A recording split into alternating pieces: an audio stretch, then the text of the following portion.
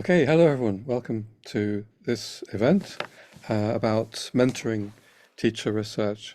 This is an IETFL Research SIG event in the International Festival of Mentoring Teacher Research. I'm Richard Smith. I teach at the University of Warwick, and so I'm chairing this event. Eleonora is helping behind the scenes, and very, very nice to welcome you all. So it's going to go on for about 3 hours. I hope that you can be with us. We will have a break in the middle. We're going to hear some really, really interesting experiences, stories, if you like, of how people around the world are mentoring teachers to do research into their classrooms. Okay, so I'm going to just introduce this for about 10, 15 minutes before we get into the stories. So let me just share my screen with you. So this is the program, which I hope you all have. And in fact, I might just drop that into the chat, that link for you, just so you have it ready. So, because I've uploaded it, you see, to, I hope you can access that. I've uploaded it to Google Drive, or maybe Ellie, you might drop it into the PDF into the chat, because we're going to follow this program. So you can see it's the title, challenges in mentoring teacher research and how to overcome them. And we'll start. I'll just start with some opening remarks about recent developments in mentoring teacher research to kind of give some background to the event today. So I would say that over the last, the backdrop really, that the value of teacher research, the value of teachers researching their own practice, has been recognized quite well in the field of ELT for quite a number of years. There's nothing new to recognize that teachers can benefit a lot from researching their own practice, from doing inquiry into their practice by gathering data. I would say from the late 80s at least, and we have different forms of teacher research, like action research, exploratory practice, and more recently exploratory action research, which I've been involved with. And there's another one called lesson study, for example. So in theory, that's been recognized quite well. But I would say, and I'm old enough to be able to say this from my experience, there have been only a few teacher research mentoring schemes that we've known about really in the world. And it has been said that teacher research is all very well in theory, but it doesn't get done in practice. Teachers are too busy, teachers don't have the time. Maybe they do it as students sometimes, but not when they become teachers. And there have been some mentoring schemes where external experts have been introducing teachers to teacher research. There are some very well-known ones run in Australia and in the UK with English UK, with Anne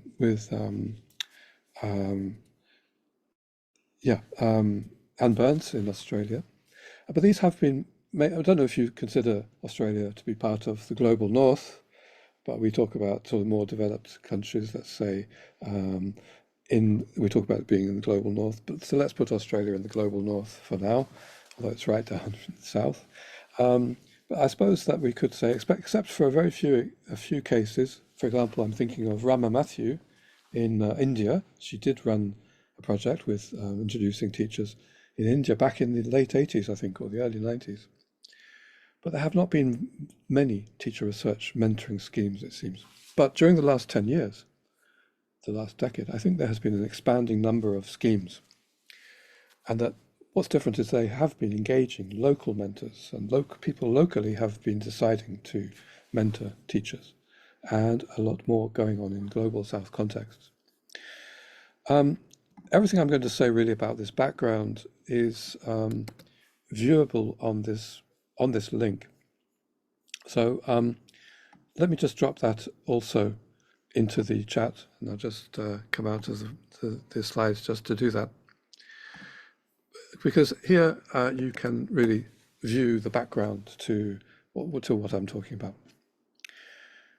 Okay, now in the 2010s, so over the last 10 years, This is my personal view, this is from my perspective, what's been going on. I think there's been some developments in the way I said. And I think we can say that from 2012 onwards, the IATEFL Research SIG, which is hosting this event, has been quite important in supporting teacher research as a kind of major mission. And events and books and things which the IATEFL Research SIG has promoted have been spreading I know, engagement in teacher research.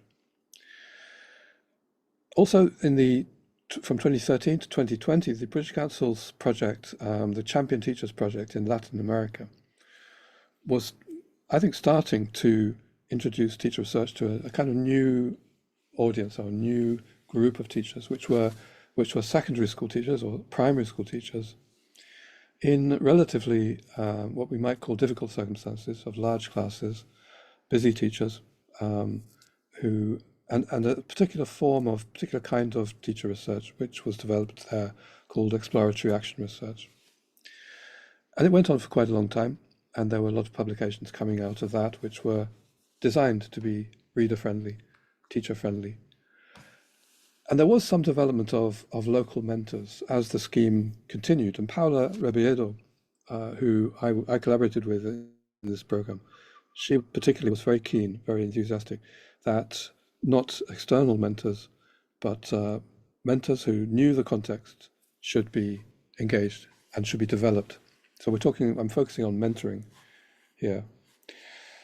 But that really started to happen more in the British Council's Action Research and Mentoring Scheme from 2017 to 2020 in Nepal and India.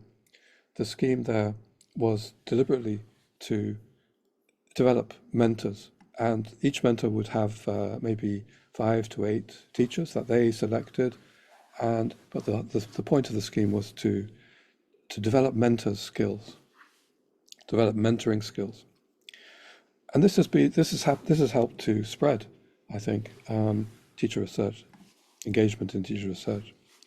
Now we come up to 2020, and we all know what happened in 2020, which was the pandemic. But just at that time, just at the beginning of the year, British Council brought out this publication, Mentoring Teachers to Research Their Classrooms, a practical handbook, which was based on the experience of the ARMS program. I wrote this handbook, and I don't want to claim, that everything that what I've done has spread mentoring, but I think the activities I've been involved with have really all come from this handbook. Because what we decided to do also at the same time was to have the first electronic village online on mentoring teacher research, to engage more people around the world in thinking about how to mentor teachers. And it was based on the handbook, and it was connected with trying to spread the ideas that were in the handbook based on experience, especially in India. Now the pandemic hit. We were going to, this is Sedan and me, Sedan Duyan, who's here, we were leading this EVO. It was online for anybody who wanted to join. By the way, if you are new to this whole area of mentoring teacher research, this EVO is going to run every year, probably, we hope, going into the future, in January and February. So please watch out for advertisements about that, and you can join, anybody can join for free. The next one will be in January to February next year. Now, we were going to follow up, actually, with those people who joined us to learn how to mentor, but the pandemic hit. But together with Sedan and Eli Bekesh and Marianne Serra, we started to get together, I suppose, towards the end of 2020. We didn't follow up. Everything was confused, wasn't it? We didn't have monthly meetings as we were hoping to after the EVO as a support group, because the idea was people would then engage in teacher research and we would get together, discuss how we were doing. So we didn't do that. But us four did get together, and we started to think we could revive kind of mentoring of teacher research, but with the focus on the successes that we were achieving, teachers were achieving. So we were developing a new kind of mentoring based on positives, based on success. And in fact, that led to meetings of others, former ARMS mentors, others who had been through the EVO. So the monthly meetings of an international teacher research mentoring community, which has now become what we call MentorNet, started up in 2021. So this has become the central way that mentors have been supporting one another around the world since then. And we decided we would try to revive hope and revive positive feelings around mentoring teacher research by having a festival of teacher research online. So we would have online events. That is another link maybe that we could share if I could see. I can't really see how to. Oh yes, I can just share the website here. It's here. There's a lot there about what we did in 2021 to kind of to highlight teacher research that was starting to go on in different places. Oh, and by the way, I should mention that Rama Matthew was engaging in a very good project in Africa, in Sierra Leone, which went through the pandemic times. Again, trying to develop mentors capacity, mentoring capacity. So, it was all leading up to a conference that we organised at the end of 2021, which was called the Teachers Research Conference Online. This was IATF Research SIG, and you can see more about it if you go to the Research SIG website. So it's the first time we managed to have an online conference. And the style, the format, the atmosphere of that conference, the way we do it online in a very interactive way, has influenced events since then, and it is going to influence this event today, where we are not going to have lots of talking. We're going to have lots of interaction. I'll explain that in a while. But we took a long time to kind of develop our ideas about how we can encourage teachers to present online, and I think we came up with some very good ideas. So that was happening in 2021. This conference, the funding, we got some funding from the Hornby Trust and from my university and the ESRC. So I have to acknowledge the support of that. 2021. Coming up to towards now, these things have continued. So basically 2022, we had the second EVO on mentoring teacher research in January and February. Following on from the first conference, we had our first event like this one today, where mentors who had encouraged their teachers to present at the online conference, which is quite a big conference, lots of teachers presenting, introduced by their mentors in groups around the world. This webinar was just for mentors to share their experiences. And today, this is the third one, actually. And it's always connected with the Teachers Research Conference. So that followed on from the 2021 conference. And we continued these monthly mentoring support group meetings, which many of you have taken part in. If you haven't been taking part in them, you're very strongly encouraged to join us. You can do so with that link I shared, the MentorNet website. We had a third EVO, Sedan was leading that. We had a second conference, I think. And we had a follow-up webinar with mentors' experiences, which we're going to turn into a book this year. It will come out this year. It will be published this year by IATF Research SIG, and it will be a book of stories of mentoring teacher research. So the main thing that's been happening really is a strengthening of the group, of the support group, which we now call MentorNet, and sharing of experiences, developing knowledge together, constructing our knowledge of how to mentor teachers to do research based on our experience. And it's been strengthening, solidifying. And I think that that's the progress that we've made. And it has been spreading teacher research among teachers in many contexts around the world. So we come up to this year. So then again, led a team doing the mentoring teacher research, EVO. We've already had our conference this year of teachers. And today we're going to hear from the mentors some of the mentors who encouraged their teachers to present at the Teachers Research Conference. A couple of important things this year. We called our group, our support group, MentorNet. So we've named it MentorNet for the first time. So Mentoring Teacher Research Network. And we are engaging in other things too, like encouraging publication. Ellie Beckish has been doing a lot in that area. And sort of organizing these events or co-organizing these events. Another thing I want to end with is I received a little bit more funding from my university and with MentorNet and with ResearchSig and with British Council support as well. We are organizing a festival of mentoring teacher research. So the first time we have a festival devoted to mentors, to mentoring teacher research. And this is going to be an event in this series. So this is the event today, and you can get recordings of previous events. The next ones are going to be, we're going to highlight different mentoring schemes around the world. And you can already register for the next one in June, Uzbekistan, another one in Thailand. And we're going to hear about these different ways that mentoring of teacher research is being supported around the world in this festival. So that's bringing us up to date. Today we have an event in the festival and a really interesting event.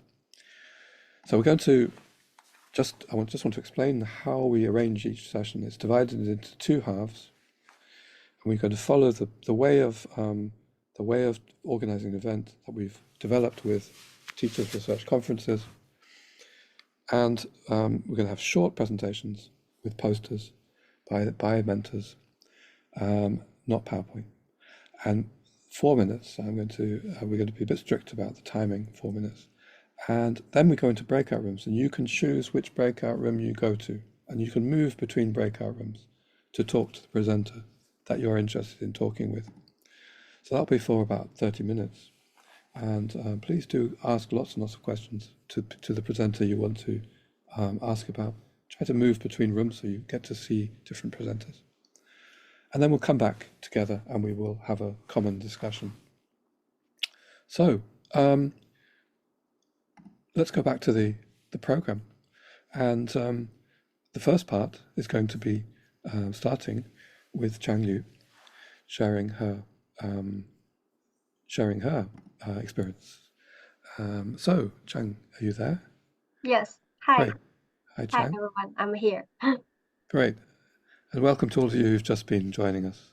Thank you. So, Chang, I'm going to share your poster, okay? And everybody can click on it in the program as well, just to look at it. Okay. So there we go. Okay. Thank you, Richard. Okay. So, in mentoring Chinese university teachers to carry out exploratory action research, I encountered an important pair of challenges. Teachers have never heard of action research, and they have never heard of exploratory action research. Many teachers were at first worried about the potential demands and workloads that exploratory action research places on them. So what in concrete practical solutions did I do about it? In response, I described sharing my own experiences, engaging in very clear explanations, providing reassurances to my mentees that the process would not be time-consuming. And also, at the same time, I suggested accessible resources, such as Richard's Handbook for Exploratory Action Research and Champagne Teachers' Stories of Exploratory Action Research. I also provided an overall structure and a timeline that everyone could refer to. We had the discussions of the whole schedule of the research tasks in advance, so that the teachers could have a clear picture of their tasks. In addition, I also ensured to create an inclusive and engaging environment where everyone can learn from each other. For example, I deliberately set up learning body groups in pairs of teachers. Teachers commented that the learning buddy group is very helpful and motivational, as it helps each other to understand and put into action the suggestions mentioned in the resource materials. Furthermore, I also invited the teachers who had the experiences of conducting exploratory action research to give hybrid presentations and share their experiences of conducting classroom-based research. For example, they were willing to share their experiences of presenting on the ITEFL Research SIG Teacher Research International Conference, and also talk about the bright side of the exploratory action research for both teachers' professional development and for their students' learning. So what are the results? Are they helpful? So later in our group meetings, teachers, they gradually changed their minds and they became more interested in exploring their puzzles and uncover areas of uncertainty when conducting classroom-based research. So from considering the process difficult because of the accessible resources and my explanations and the clarity of exploratory action research as an approach, the teachers' ideas changed. And the teacher said, I'm now convinced that the exploratory action research wasn't demanding at all. And they said they are more confident in doing the classroom-based research, and they are more than happy to share these experiences with the other teachers to encourage them to conduct classroom-based research. So thank you. Oh, thank you, Chang, and good timing. So quite a few of the presentations at the beginning are about this issue of encouraging or motivating teachers to do teacher research. It may be responding to what some of you who are new to this may be feeling is, well, teacher research is okay in theory, but maybe they haven't got time, maybe they're not motivated to do it, and how to get them engaged is a common theme. So thanks very much for that, Chang. Let me now move to the next one, and this will be, let me see, it's going to be Pacharan from Thailand. So are you there, Are you there? Yes, you're there. So over to you. Thank you. So I hope that everyone can hear me. Yep. Sadika. Hello, Sure. everyone. I'm Pacharin Guna Rabbit, a new mentor trainee from MDA project from Thailand. In this mentor development for ERR project, I had 3 teachers with me who were in different contexts. 2 were secondary teachers and 1 was a teacher in primary level. During the start of the project, I tried to help and support them from what I have experienced when I was a mentee, as I believe in my self-confidence that I could perform as a mentor. However, I observed that they were quite inactive and seemed to have less motivation to conduct the research, as they missed the webinars and delayed submitting their tasks. I worked so hard to make sure that everything is going right, and I would always be there for them. But unfortunately, one of my mentees left from the project without notice. I felt bad, demotivated, and felt self-doubt in my mentoring ability.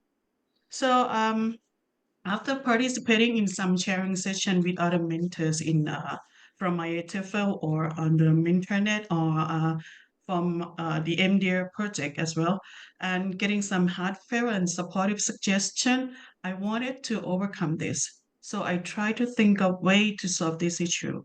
I started to I started by stopping feeling bad about myself by reflecting on what I have done, then refocusing on my remaining teachers. Later, I created better communication among us by choosing the most suitable way of communication and talking directly to the person when they were inactive so that we have mutual understanding on our situation and context to avoid me assuming things. And we talked and discussed the goals and what they wanted to achieve at the end of the project.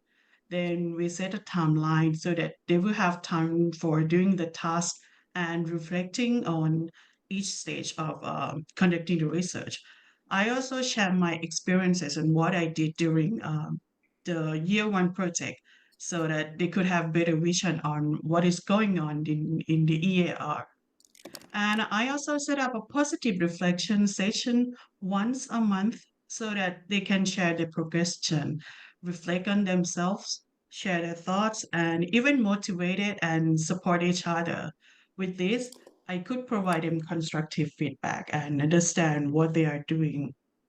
From these kind of things, here comes the success of my teachers. They can complete the work, have more confidence in conducting the research, and later on they can share their works to the others online and with the project themselves and with the IATIF. This is all for me. Thank you. ขอบคุณค่ะ Thanks so much, Rabbit. Very good indeed. And so Acharan and our next presenters they've been engaged in this very interesting scheme supported by the British Council in Thailand, but run really by King Mongkut University, Thonburi, which is really focusing very strongly on developing mentors like Rabbit, like Patron, to develop their skills. So well done for presenting on your experience of your first year of mentoring. Again, you see this issue of encouraging, motivating teachers. Okay, and I think the next. So as you see, we're going quickly one by one, and the next one is Koi. Also has been active in this Media program in Thailand. So Koi, over to you. Okay. Can everyone hear me? Yep. Okay, that's good. So, shall I start? Yes, please. Okay. Hello, everyone. Thank you so much for coming. My name is Khoi, and I'm from Vietnam. But currently, I'm doing my master's degree in Thailand, and I'm also working on the project to develop mentors for teachers research and develop teachers for exploratory action research. So after participating in the project as the participant, I have learned that communication is a really important tool for both mentor and mentee. So here are some of my lessons. For me, rapport is crucial in maintaining all of this. So the first meeting for me is really important, where we meet, where we break the ice, where we get to know each other, and also it is the first meeting that set out all of the dynamics between mentor and mentee. I also am very mindful about the identity between mentor and mentee, because some of my mentee, they feel the hierarchical relationship between me. So I have to be aware of that and try to break that hierarchy. So I would like them to think of me as more a step here. Another thing is that we really need to approach teacher researcher in an understanding manner, like two previous presenters said, like be understanding for them because they are newcomers and also they have tons of workload. And all these are voluntary. So we really need an understanding manner for them.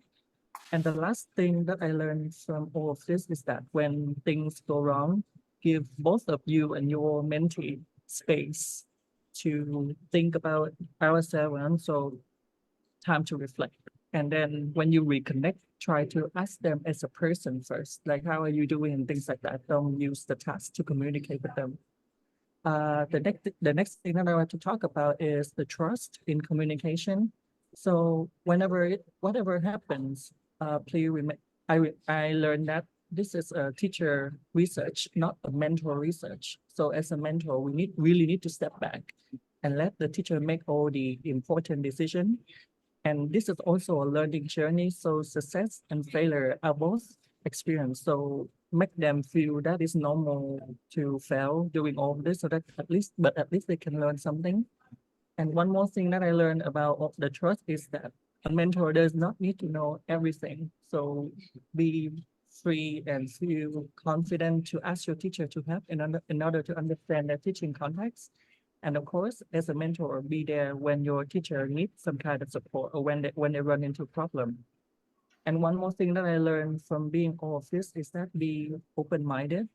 The first thing to show that you are open-minded is that when we schedule the mentoring session or the meeting, we need to do it in advance, but with flexibility. So teachers are very busy, so sometimes they have sudden work coming in. So it's very likely for us to reschedule. So always have an open-minded manner towards that. also be aware of the cultural differences in terms of like personal belief, work culture, and national culture. These are the nuances that can really determine your success in mentoring. Last but not least, don't take things personally and don't be too harsh on yourself when things go wrong, and don't forget to enjoy the process. So that's what I learned from mentoring and being in the project. Thank you for your listening. Yeah, thank you, Koi, very much. Good lessons from experience, and so this is what we do. We are really learning a lot from the experience of mentoring. Both Koi and Patrin had not been mentors before, and they've been sharing with you their lessons, and this is creating knowledge for the whole international community based on experience, right? So it's a new area of thought, of research, to know how to mentor teachers in doing teacher research. Okay, I wrote a book about it in 2020, which can be useful, but I think we are really constructing our knowledge together and improving our knowledge together through this kind of event. And we will be recording this and sharing this event with others in the world so that they can learn from this experience as well. Okay, by the way, in the first half today, so we've had 3 presentations of relatively inexperienced mentors, and that's what we'll do. So we've got 3 more who haven't had so much experience of mentoring, and then in the second half, if you can wait, we'll have much more experienced mentors in the second half. So that's the way we've kind of organized this. Next, we're going to have, I think, that's still Koi's. So the next one is Jitima, also from Thailand and also from the same project. Jitima, are you there? Yeah. Great. Can you hear me well? Yep, very well. Okay. So thank you. Hello, Sawadika, everyone from Thailand. I'm Jitima Domanika. You can call me Anne or Annie. So today I'm going to discuss one of the main challenges I face as a mentor in the teacher researcher mentoring. First of all, I want to give you like a brief background of myself, why I'm here as a mentor. Last year, 2 years ago, I joined EAR Thailand as a teacher, and I conducted my own research with the help of British Council, KMUTT, and my mentor, Wanita. And last year, I was selected to be a mentor trainee, and I worked with Ella from Uzbekistan to mentor one teacher from Thailand. She is an English teacher, but from the different part of Thailand. We have never met in person. And as a senior teacher, I have a lot on my plate, and we had like packed schedule, and we couldn't find time to meet with each other. However, by the end, you can see the poster. This is the poster of my mentee, Phi. She finished her poster and presented in IATFL Teachers Research Online, like 2024. But our year journey was not a bed of roses. What happened? Because I have a lot on my plate and she had a packed schedule. Phi, she was like a key person of her school. She had a lot to do with her students, with the school activities, and me myself also. I am a teacher trainer. I am a part-time lecturer of the local university. I am the head of the program. So we couldn't find time to meet. So how did I deal with it? So after like a few months, I came up with 3 techniques that we need a better plan to work together. The first technique is stay organized. So according to a lot of things that we had to manage each day, so we need to prioritize the tasks. You need to know exactly that what is the most important, what should be done first and what should be done later. And communication is the key. So you cannot like stop communicating with your mentee. Sometimes I just like type a few lines in the line or in the Facebook messengers, or even like just call her for a few minutes just to keep our communication like smoothly. And the second technique is dealing with changes. So changes happen every day. Like changes happen every day in our life. So we need to be flexible, calm down, don't feel upset. So you need a flexible plan. You need to adapt your strategies, like adaptable strategies. If you can do this, so you can like go to like the second plan or the plan B, and then should find the time to reflect between the mentor and mentee, what happened, what should be done, and what can we help each other. And the third one is the regular meeting help. By the end of the project, finally, we agree that we should have like to meet once a week or twice a week. And in order to let me give her like some constructive feedback, support, and this kind of regular meetings that happen, it can help me to build trust and collaboration. And yes, by the end, she can finish the project. So that's all for me. So follow me. You have more questions in the breakout room. Thank you. Yeah. So again, Chitima, thank you so much. Yeah, do remember you're going to have the opportunity to interact with the presenters. So just think about who you'd like to talk to more and what kind of questions you have in your mind. So again, we heard some very practical lessons from a new mentor, Chitima, and there. And in the Medea program, the new mentors are being mentored by more experienced mentors. This is what makes it a very interesting program. And remember, in the International Festival of Mentoring Teacher Research, we are going to,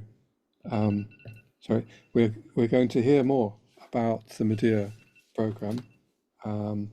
Just let me stop that. From the organizers and maybe from some of the lead mentors as well. In June, I think. No, July, I think. Yeah. So next, let's move on to the next presenter, who is going to be, let's see, that's not that one. It's Azadeh. Azadeh. Are you there, Azadeh? Yes. Great. Hello? And you've been mentoring a teacher, university teacher in Iran, Yes. online, haven't you? So go ahead. All right. Hello, everyone.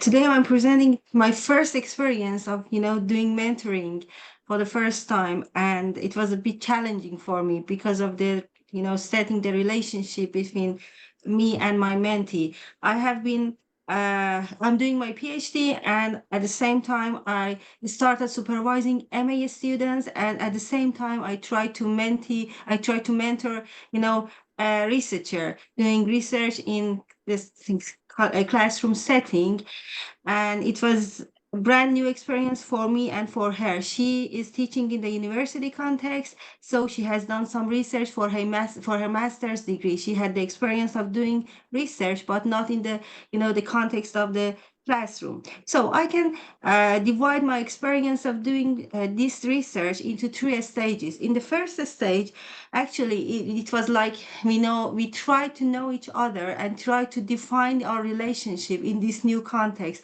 What are my responsibilities, my roles, and trying to define the roles and the context.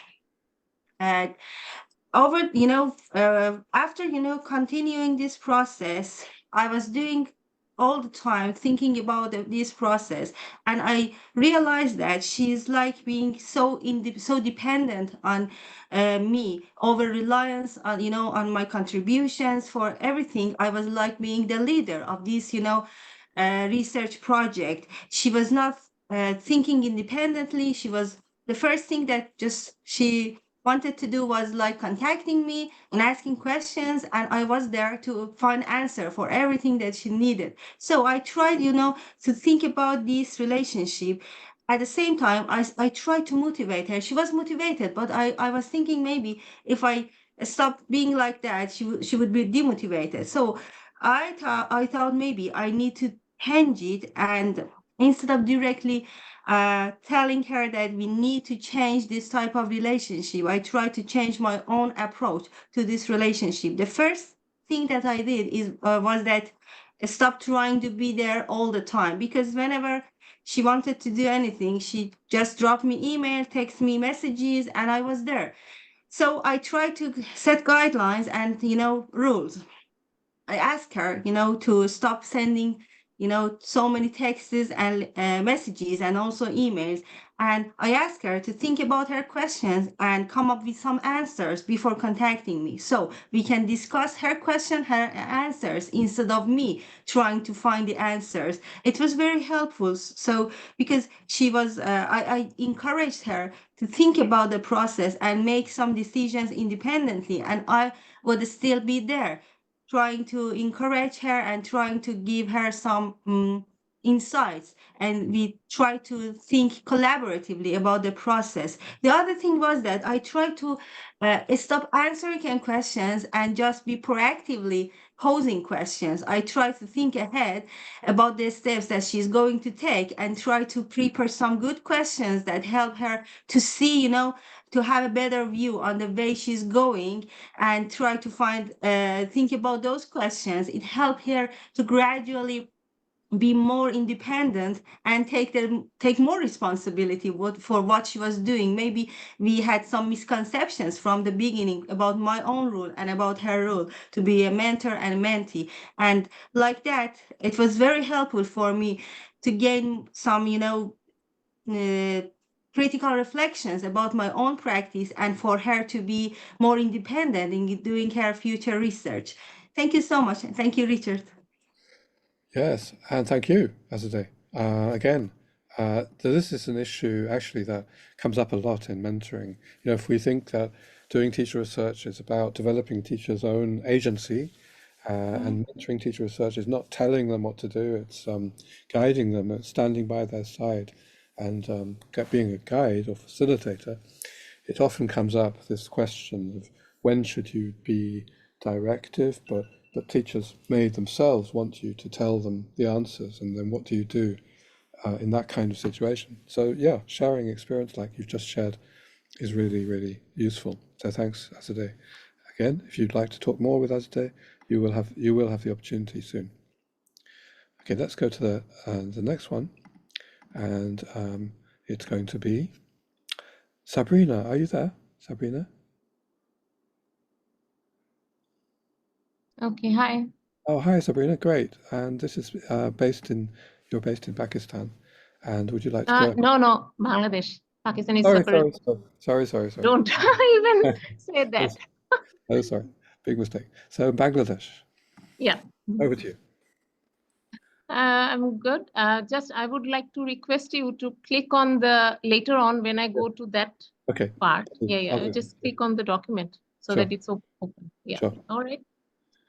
Okay. So basically, my mentee was from a primary school, government school, and he was very sincere, so we didn't have much trouble in interacting and talking to each other. So our topic was basically to look at grade 5 students from a Bangladeshi government primary school in post-pandemic era. So when the school reopened, my mentee found that their reading skill is very poor. Because of staying 2 years in the pandemic, they did not have a habit of reading. So even if you make them read through the government textbook in the classroom, that doesn't help much. So that was the main issue that we looked at.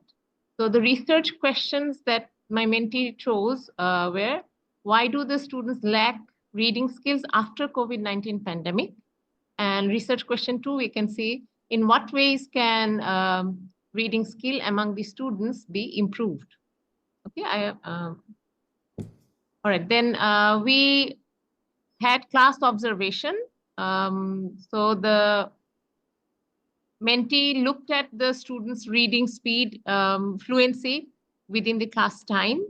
And also he interviewed 8 students, selected 8 students. And each of the interview was 25 minutes long at best. So the problem that he faced while taking the interview was that the students sometimes gave short answers. Sometimes they kind of said yes and no. So I had asked my mentee to kind of add probing question instantly. I had talked about days, and then he added probing questions and make them make the students give examples, what kind of problems they have in reading. And also, they had reading problems, but they did not want to admit their problems. Also, they did not have family support for reading. There weren't any family member who could help the students to read more, but the students did not want to admit that they did not have that support. Okay. So now I would like to look at the MS Word table. It will open a bit. Yeah. So our main challenge was to kind of arrange the information because we are doing a qualitative exploratory action research. When you have too much of data, how do you arrange that? That was problem. So in the first table, you can see that this is class observation. This was pretty okay. We had criteria of reading fluency, pronunciation, dialectal influence, skimming, scanning skill, understanding shyness, or any dyslexia. So all the tick marks are, yes, these students had problem, and the crosses are not. So the issue was with arranging the themes from the interview questions. So my mentee was very confused what to do because he had 8 students, and we have, you can see on the first column, we have the interview questions, reading habits and watching movies. These are background questions. Family members helping or not. How did you study during the COVID-19? We had these questions. If they had a reading habit before reopening of the schools, and then were there any modern class facilities during COVID-19 pandemic when they were like learning online? Do you think reading skill was reduced after the COVID-19 pandemic? And all of these students are saying yes, during the COVID-19 pandemic era, they didn't have much reading fluency. And then they said yes. So we made this MS Word file to put all their answers together to come up with a prominent qualitative theme so that we could come up to the key finding. Okay. And that is the solution that we came up with, and we sorted the answers. Yeah, so that's the presentation here. Okay, thank you very much again, Sabrina. Thank you. That was very technical, interesting from a technical perspective about one thing that we have to do, of course, is help a particular stage of helping teachers to deal with a lot of data from interviews or from questions, etc. So thanks, that's really, really practical and useful again. So we've come to the end of the first 6 presentations now.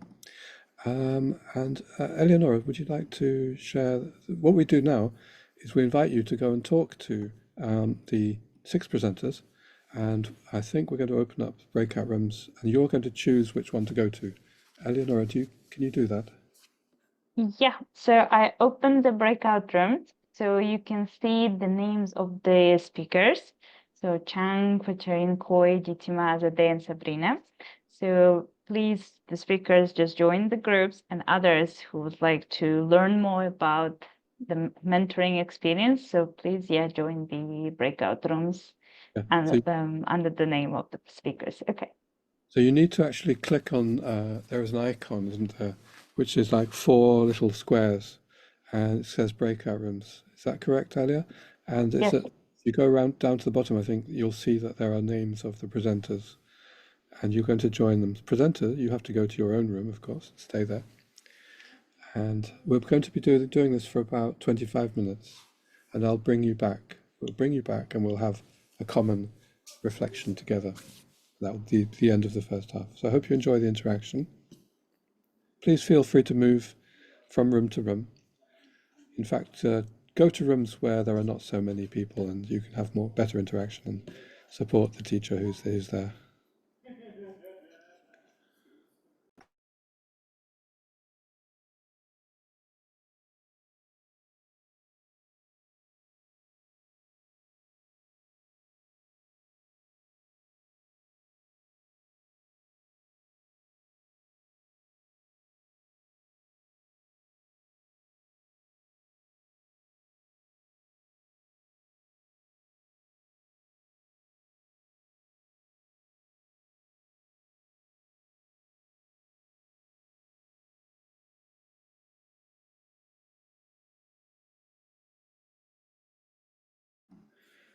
Azadeh, can you find your room? No, actually, I'm trying to, but At the bottom, there's a symbol that says breakout rooms. It's like 4 little squares. breakout room. Oh, yeah, I got it. And then Okay. if you scroll down to the bottom, you'll find Yes, I find it. there are people waiting there who want to talk to you. Okay. Yes. We can stop the recording now for a while. Elia.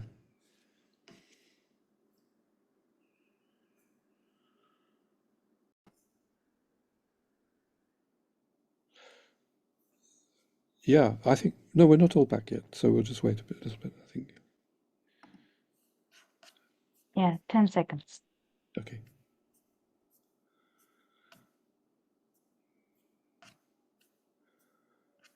Okay, so I hope you all had a good discussion. This is how we organize things at the conference, which is, the Teachers Research Conference. All of the mentors who are talking today, they all brought teachers to the conference, which was in March, I think, wasn't it? And that conference, we are going to make available the recordings online later in the year. So you'll be able to see all of the presentations from the teachers that the mentors today have mentored. But today we're focusing on the mentoring experience. Right, I hope you had a good interaction. And now we follow this procedure for the conference and for this event, which is short presentations with a poster and then plenty of interaction opportunity to make it participant-centered, to make it centered on you and what you want to achieve. And now we'll go back to the mentors, actually, just to ask each mentor, what kind of discussion did you have in the breakout room? Chang, would you like to tell us what you heard or learned from the people in your room? Oh, I think my mind is very full because I'm keeping answering questions. Let me just pick several questions, but I kindly maybe ask those kind of wonderful mentors in my breakout room to add more questions if I miss something. I remember that they asked me the question about, for example, the body groups, because I organize those body groups to help to build a kind of inclusive and engaging environment for mentees, for teachers to learn from each other. And then I remember Ella asked me, how do you do those body groups, and then in what way you do that? And also Sydney asked me the feedback regarding the way of the feedback. For example, is the feedback not just limited to oral feedback, but also I provide the details, kind of written feedback as well.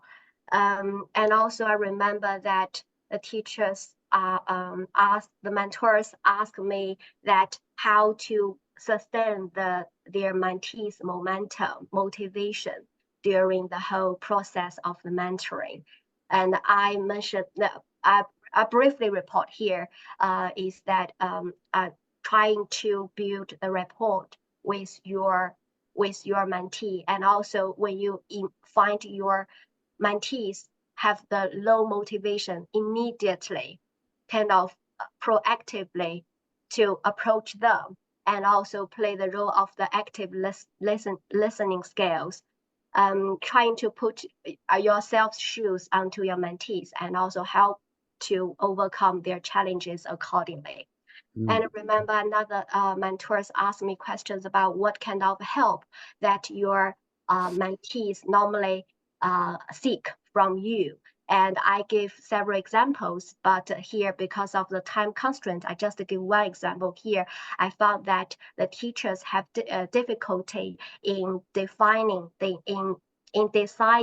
their exploratory action research questions, because the teacher have so many things to explore, they told me. So at that point, that is really important for the mentors to be more assertive and also force their teachers to find a specific topic they want to explore. Yeah. So this is, I remember I missed one or two questions, but I cannot remember now. So That's okay. thank you for the Thank you, Chang. this. No, it's I very appreciate interesting. those questions. Yeah, it's just you don't need to, we don't need to talk about everything. It's too not enough time. But that's very interesting, isn't it? Because that relates to, I think it was Azadeh was talking about when should you be a little bit, as you called it, assertive, and when should you let the mentor free, as it were. And I saw both Jitima and Rabbit were nodding when you said that it's a difficult stage when they've got so many problems, so many issues, how to narrow down. It is important to narrow down, I think, in my experience, to something. And sometimes you have to push them a little bit to narrow down, or to push them, challenge them in some ways to narrow down, or maybe to come up with research questions. And maybe that's the time when you're being relatively assertive, perhaps. So, I don't know. Thanks very much. Now we come to the Thai presenters. So, or presenters from Thailand, the project in Thailand. So, Rabbit, how about you? Just tell us something you learned from, or something that was interesting. Not everything, but from the other discussion. Right. So thank you very much. So there are people who come to my breakout room, and then we talk about, yeah, not like asking question, but I want everyone to like share the experience in dealing with the problem, the issues that I have faced, like because I'm a new mentor in this kind of field, and they share, like Eric share experience, and I can't remember the name, like the mentor from Georgia also share experience on what I have in the mentoring. And I had Juanita with me, and I feel so great because why? Because I think that she remember from last time that we had the meeting session, and I burst out like what kind of happened with the teachers that left out from the team that I had mentor. So and she asked me like what kind of things that I learned from being a mentor. And I share her about how self-reflection very important, and communication is very important. And one thing that she point out is that being supportive and get some support from the other. So I think that is very important because we provide support to everyone, like our mentees, right? But we as a mentor also need some supportive as well. Yeah, And yeah, I think that is very important. Yeah. We still need more like mentality strength to be a mentor. It's not easy to work with other people. And thank you, Vanita, for pointing out that point. And teacher, Thanks, Rabbit. I Let's think move the on teacher to. from Sorry, Robert. Let's move on to, just because of the time. That's very important what yeah. you said, that we support each other as mentors, and we give support. And that's actually how MentorNet, this group, has emerged as Yes. an important place for us to learn from each other, as we are doing today, and to support one another. I'm sorry, Patron, but we need to move on to Jitima. I saw you nodding. Did you agree with Rabbit? Was it similar conversation? Hello, Hi. everyone. Oh, okay, Kat. I can like separate like the interaction in my breakout room into 3 parts. The first part, like some mentors, like the people asked me to clarify something from the poster, because in my poster you're gonna see that less words in my poster. So I'm going to put more detail. Okay. This is my intention, that I don't put like everything there, but I'm Sure. gonna put like more detail later. Like the first thing. The second thing is people share their own experience, and they ask questions about like how to be a good mentor. Do you want to ask questions, or do you want to like point out to like the solution for your mentee, something like that? And then yeah, we have like a very good conversation, and we exchange our knowledge and skill. And the third one, there are still some mentor here, like the teachers or the mentor here that wanted to know exactly that where can he or she publish her research online. Yeah, I'm not so sure that I talked to, I cannot like remember. She's from India, and she said that she conducted her research, and she wanted to like she wants to publish. So I think that I separate into 3 things, that I need to clarify something. We talk about my own presentation, and the second one is to exchange our knowledge, and the third one like we still need some help from you guys. If you can guide where we can like post our like research. Thank you. Thanks, Chitima. I'll think about that. And let's move on now to Koi. Hello, everyone. Thank you so much for coming to my breakout room. One really important lesson that I learned from the session is that rapport from my presentation. After we discuss it, rapport here means that as a mentor, you need to work with your teachers. So you really need to show them a sense of collaboration, not like supervision, and you are the one who telling all the teachers what to do, but you really have to collaborate.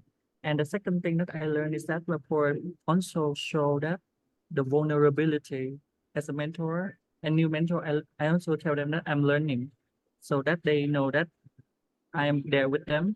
And also you need to make sure that even your mentee didn't finish things, they can still come to you and talk to you about it. So that's what I learned from the discussion. Thank you. Yeah, and I was talking with you a little bit, Koi, and that emerged in our discussion as well, didn't it? Importance of somehow showing your teachers that you are available, even if they're not making progress. And I think you, Koi, was managed to do that quite well. And the way he suggested that from the beginning, saying we're all learning, and somehow conveying the idea that he was available. Okay, fantastic. So then we move to Azadeh. So would you like to share anything from your discussion? Azadeh? Yes. Yeah. Can you hear me? Yep. Yeah.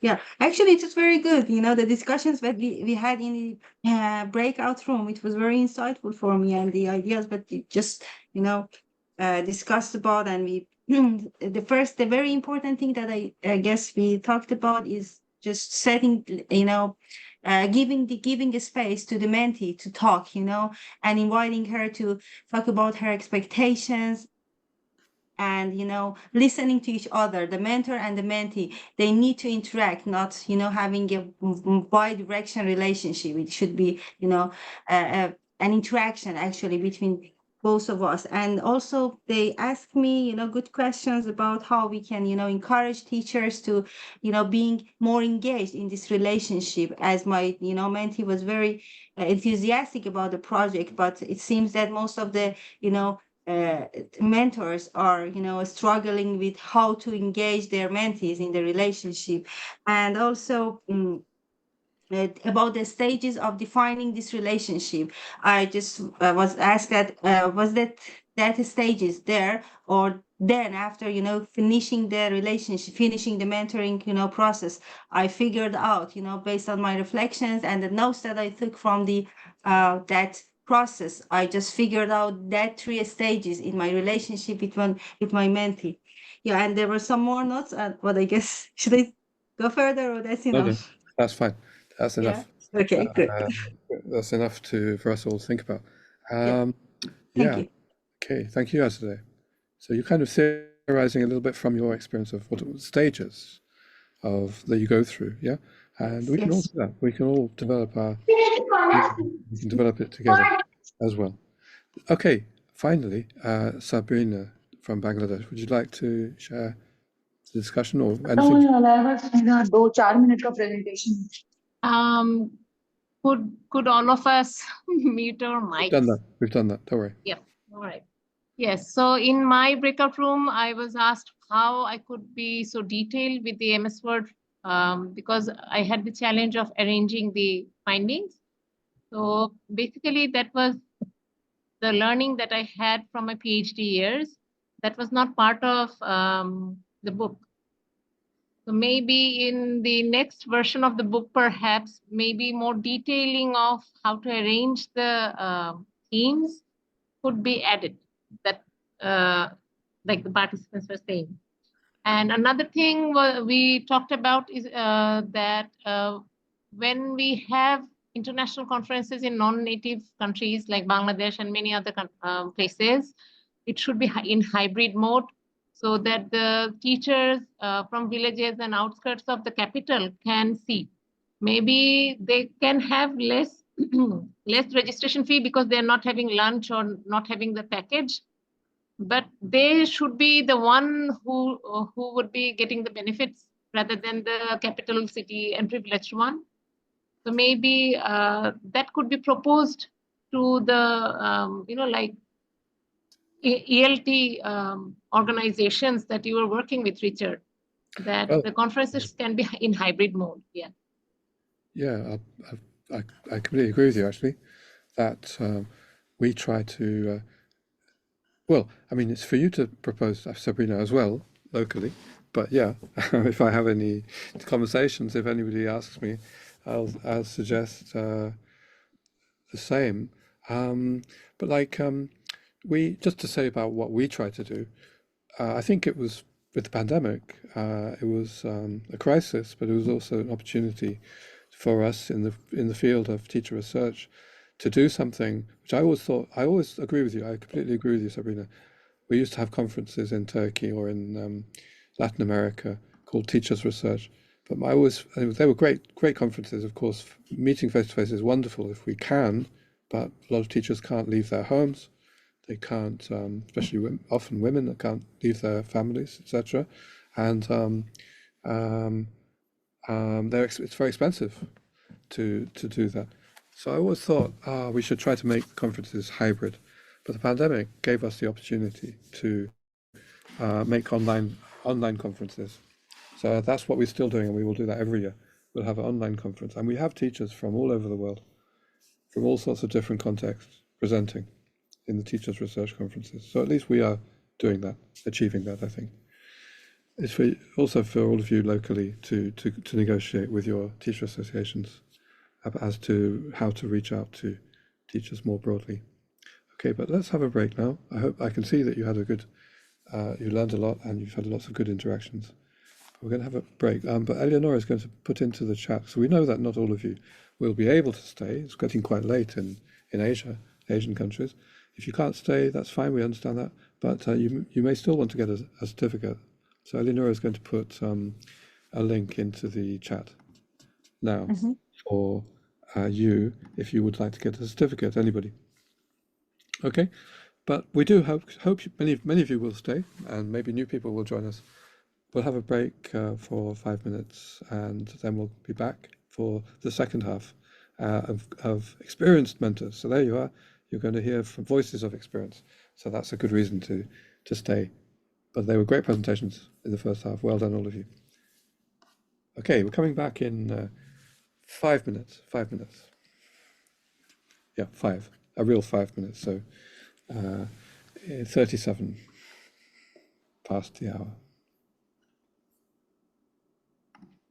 Thank you.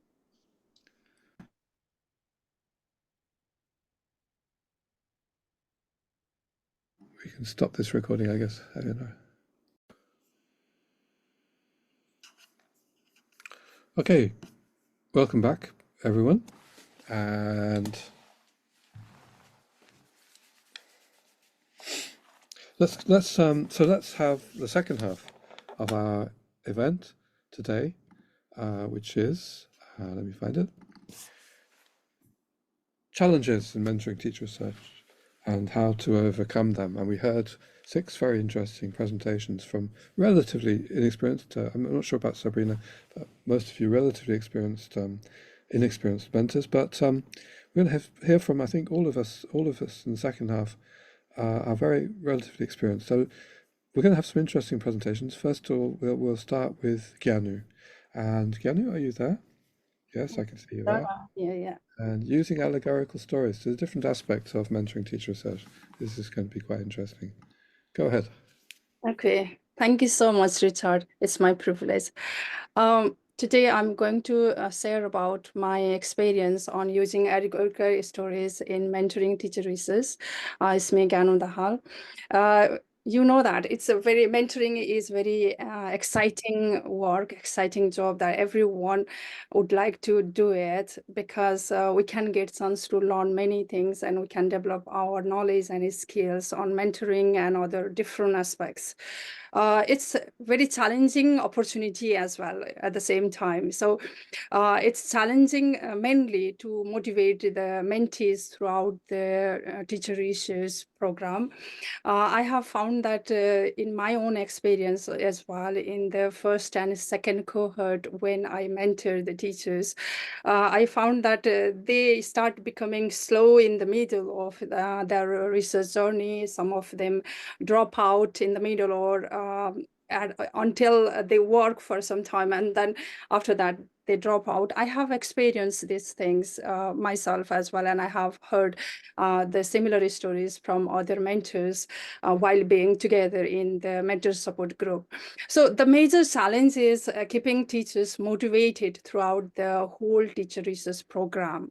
So how could I overcome this? How could I minimize this challenge?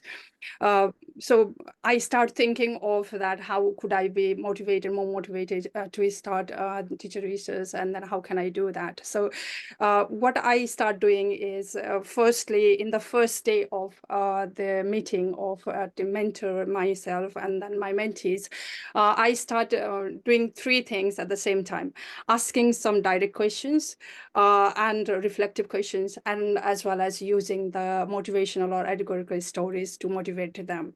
So I try to make them start why they are joining the program. What is the reason behind what type of changes they want to make in their professional life, and why they want to participate and then be with me, and can they manage their time or not.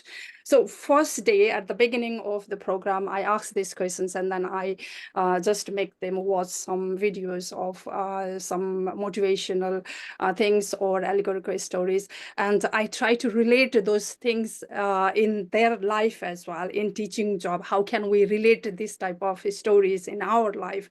So they, while relating these things, and then while thinking of that, everyone, when if we'd like to make changes or if we'd like to make updated ourselves, then it's not easy job. We have to go through the painful process. They would know these things, and then I found that this could be able to make some kind of motivation, develop some motivation in the teachers. So I'm not saying that one time you will just share the stories and then they will be motivated. It is not like that.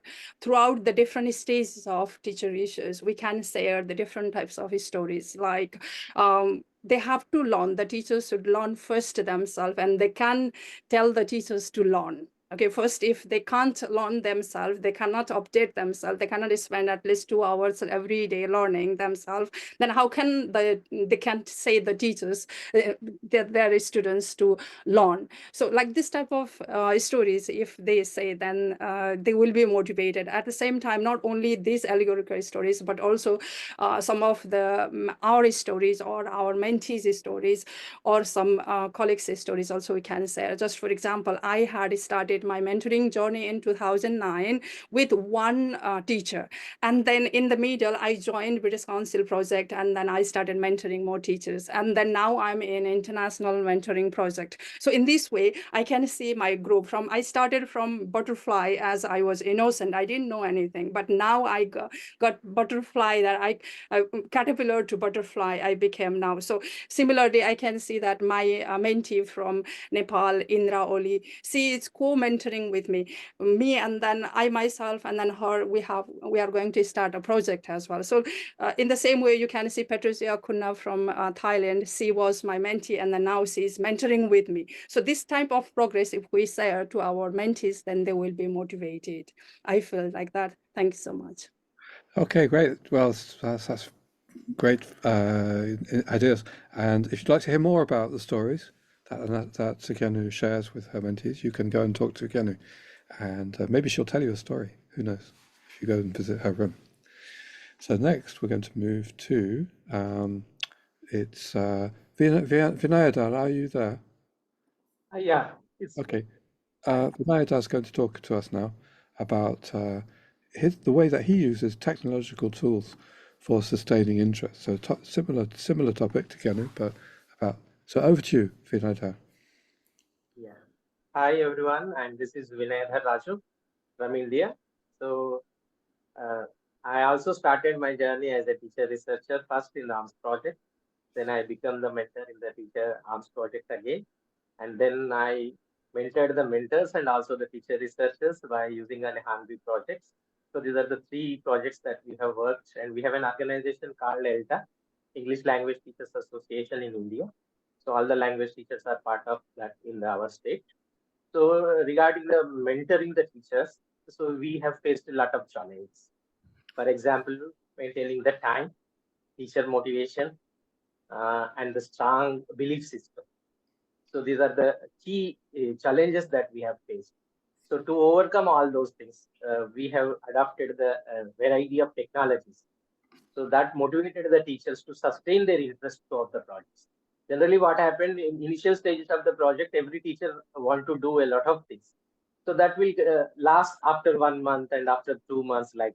So we need to maintain the same motivation throughout the project. So for that, we have experimented a lot. We have used a lot of technologies, and generally most of the teachers are new to the technology. So they are motivated by all these things. So we incorporated the technology into the project of mentoring the teachers. So particularly, we have taken a good, communication purpose. We have used the WhatsApp groups. For teacher researchers, we have created a one WhatsApp group, and for even for the mentors also, we have created the WhatsApp. So the WhatsApp group is the one so that they can communicate asynchronous. Generally, when we organize a Zoom meeting, so some teachers may not able to join the sessions on time. So, but the WhatsApp is always the better way to communicate with the teachers asynchronously. Means whenever they find the time, they will open the talk and they can check it.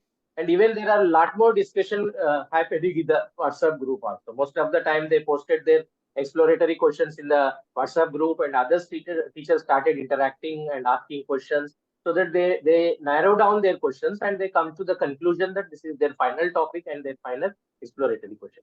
And sometimes some teachers may jump into the action phase without exploring, because some teachers have a background of the academic research. So that made them to jump to the conclusion that this is the problem and this is the solution, like that. So to stop them, and we have initiated a lot of discussions in the WhatsApp also. So this helped them to narrow down their problem, and they have got a clear picture of what is the problem. And some teachers even complain about the system. There is a problem with the textbook, and there is a problem with the classroom arrangement, and there is a problem with the teacher-student motivation and all other things. So these things also we need not address them directly. For them also we go on conducted a brainstorming activities using the Zoom sessions also. So once the teacher decided his topic and the exploratory questions, so we organized the Zoom session and invited all other teacher researchers into that Zoom session.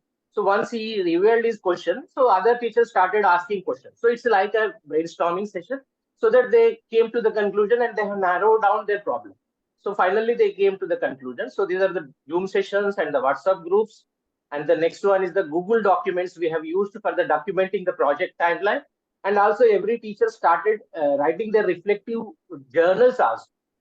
So sometimes teachers struggle to write the things what they have done. So during that time, we have supported some prompt questions. So what's the problem that you have faced and how the things are working? So are there any challenges that you have learned? How you are at the beginning of the project?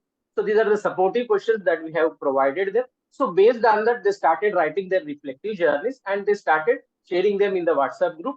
And we have created a collaborative document. So that document consisting of the entire project, teacher researchers details, and also their work links. Suppose they have made a work progress presentation PPT, so that link is inserted into the collaborative document. So whenever the teacher wants, they open that and they will check others' work also. They can compare what they are doing and what other teachers are doing like that. And even sometimes we ask them to prepare the posters using the Canva and also the Google Drawings also. And we created input sessions also by using the poster creations. And we invited the international guests also. Particularly our Hanbi project is happening during the pandemic time. Even all these mentors, they have invited to our Zoom sessions, and they have watched and given them a feedback on how things are happening and how constructive feedback after observing. So this motivates the teachers to sustain their interest throughout the project.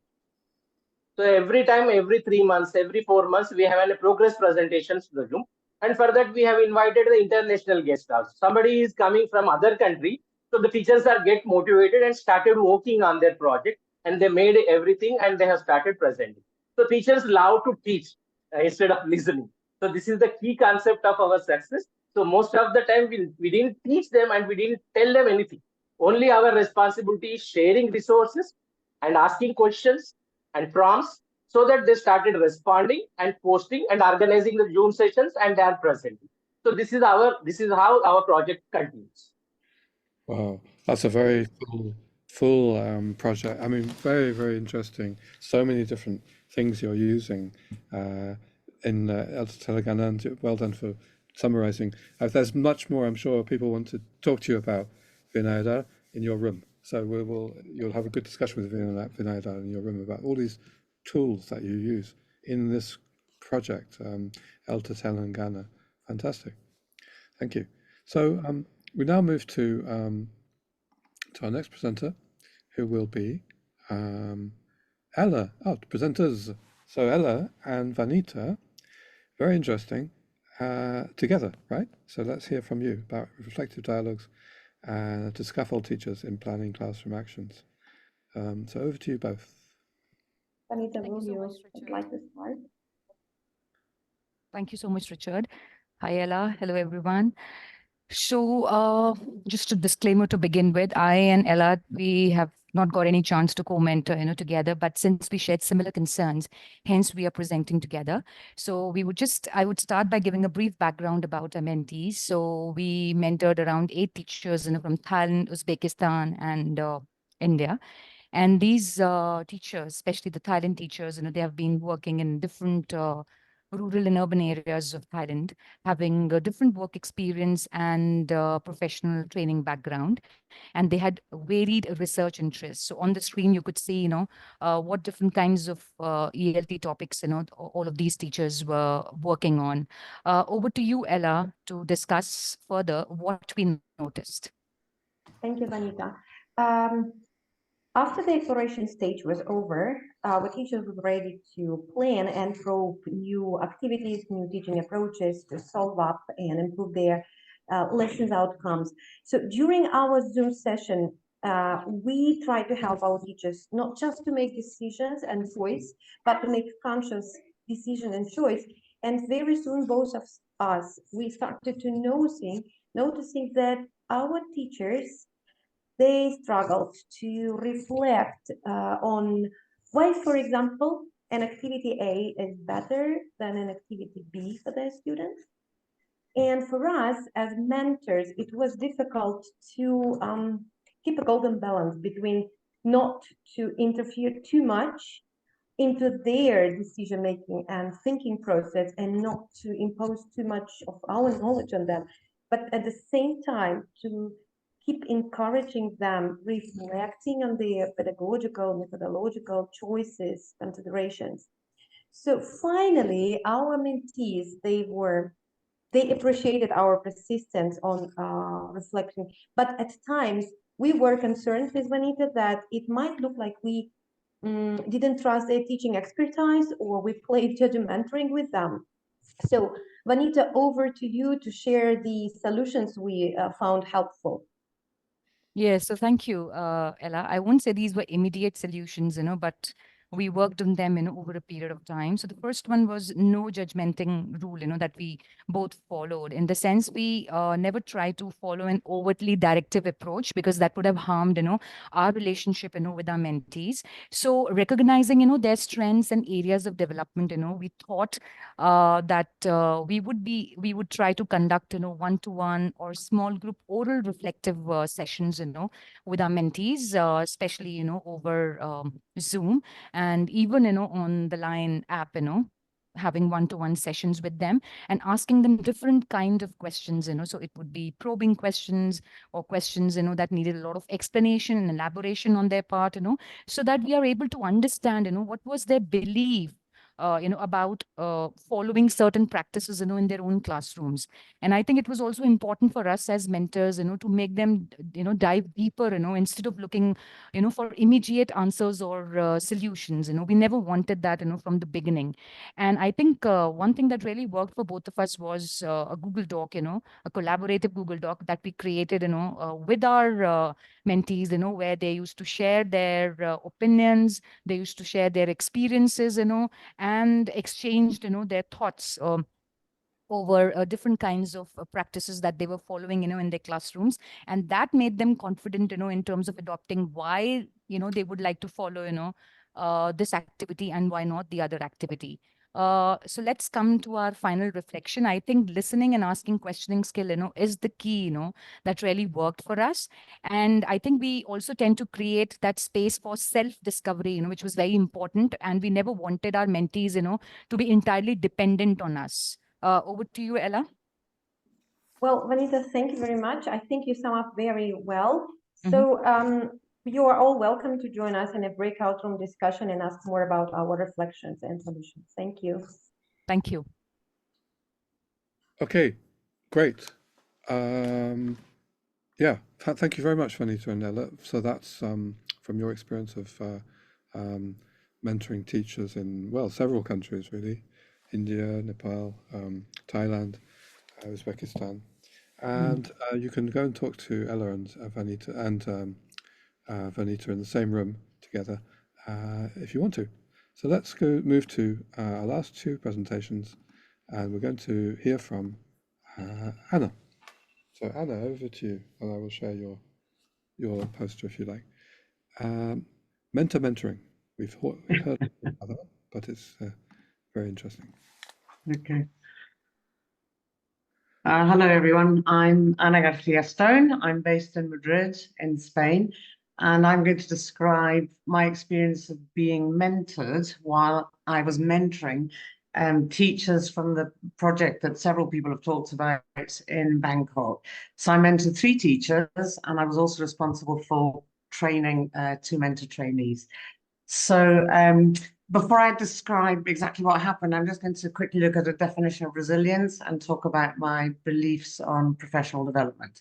So I've written a kind of description of the process of resilience, and my definition would be that it's how we use resources which are available to mitigate a challenge or a threat to our well-being.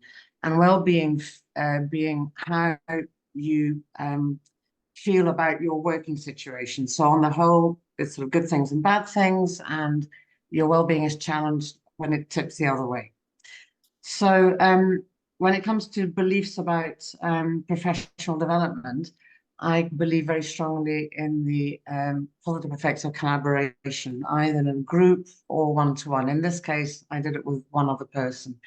So it's a space that allows you, it's a safe space that allows you to share your doubts or your vulnerabilities with someone who is going to listen to you attentively and not judge you, as Vanita and Ella said.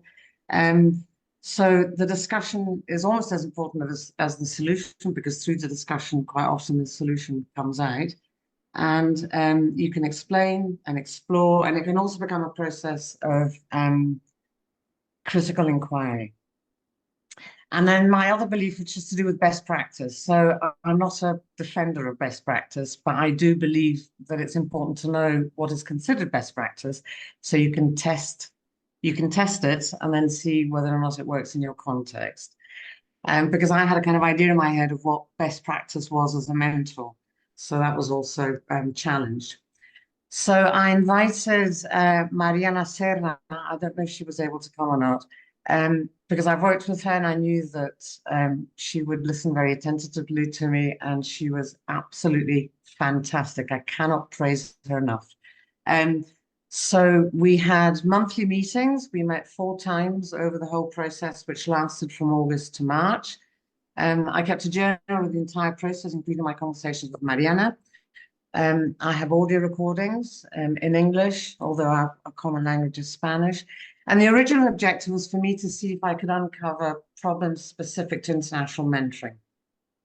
And that was soon dropped, because I discovered that the problems I had were actually related to mentoring in general. So I've listed the challenges I faced. I think everybody here will sympathize, will have experienced these same challenges. The ones with the asterisks are the ones that I felt challenged my sense of well-being. So, for example, feeling overwhelmed at the beginning because there was so much information, managing my time, et cetera, et cetera. And then other ideas came out, but I'm really talking about resilience. So why is it a challenge in mentoring? Well, I think it's a challenge in mentoring because it's also a challenge in teaching or in teacher training. We do this work on our own with our mentees, with our teachers, and with our learners. We can see the results of what we're doing because it becomes evident through the responses that we're getting. And I think it's quite good to be able to step out of it and talk about it and think about it and analyze it. And in this case, I did it with another person. I have to say that being mentored was invaluable. It was absolutely fantastic experience. It was very motivating. It made me realize just what a powerful tool mentoring is. It gave me lots of energy. After every session with Marianne, I felt re-energized and went back to my work with, sort of even more motivated than perhaps I was before. And it also gave me an insider perspective. So I now understand, in a sense, or I felt in my own bones what it's like to be mentored and what a positive experience it was. And then just as a last thing, it's a quote from by Julian Edge, where he talks about the fact that as teacher educators, we're very willing to say what we think our teachers need to do and to learn about and to experience, but that as teacher educators, we often don't do them ourselves. So I thought it was a very positive experience, and I would recommend it. I would recommend to all of you that you be mentored while you're mentoring. Thank you. Very, very interesting, Anna. And so this is, going deeper and deeper, isn't it, into mentoring, how we can always develop as mentors, however experienced we are, and that's what Anna's been talking about. We can always learn. And MentorNet, this group that we've developed, as I explained at the beginning, the group that has developed over the last 3 or 4 years, provides a space in which mentors can continue to develop, can get support, and that's a message that is coming through. I can see, Mariana, you are there. Now, let's have the final presentation from a very important person, and all of you are, but Sedan has been leading the Evo mentoring. But anyway, let's go over to Sedan for the last presentation. Over to you. I'll share your poster, Sedan.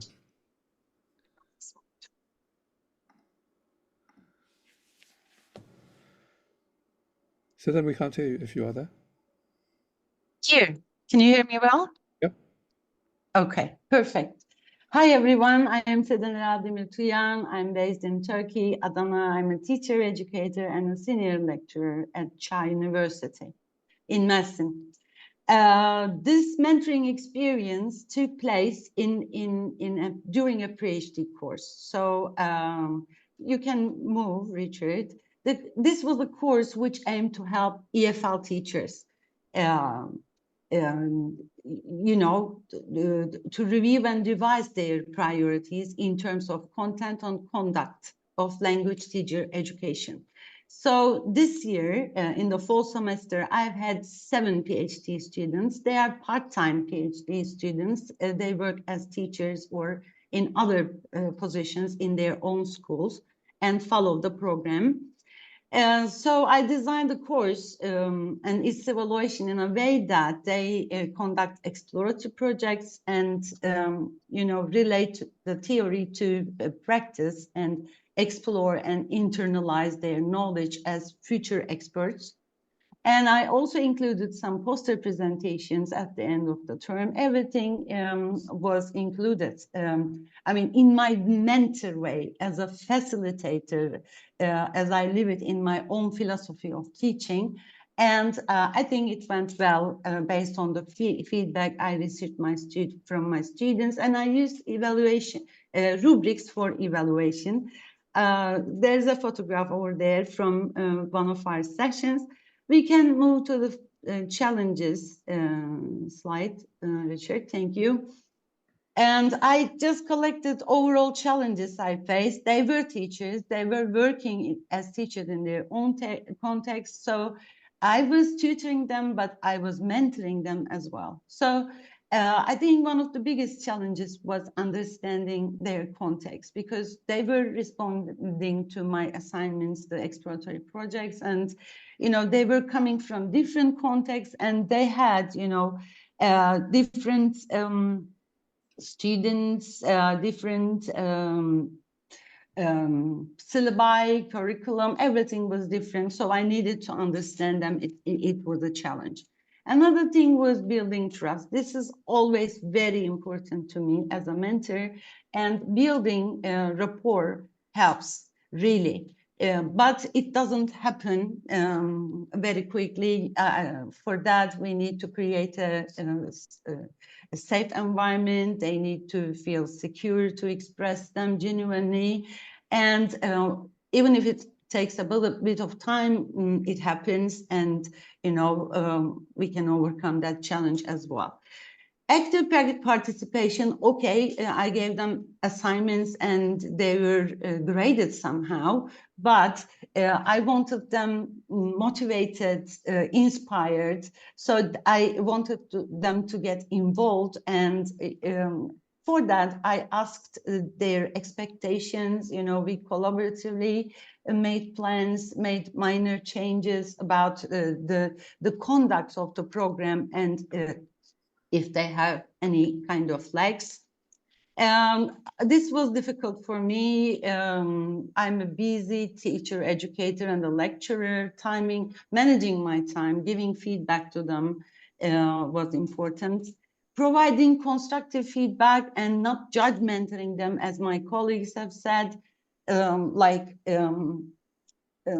kind of reframing positive feedback, and just guiding them towards new explorations in their own context.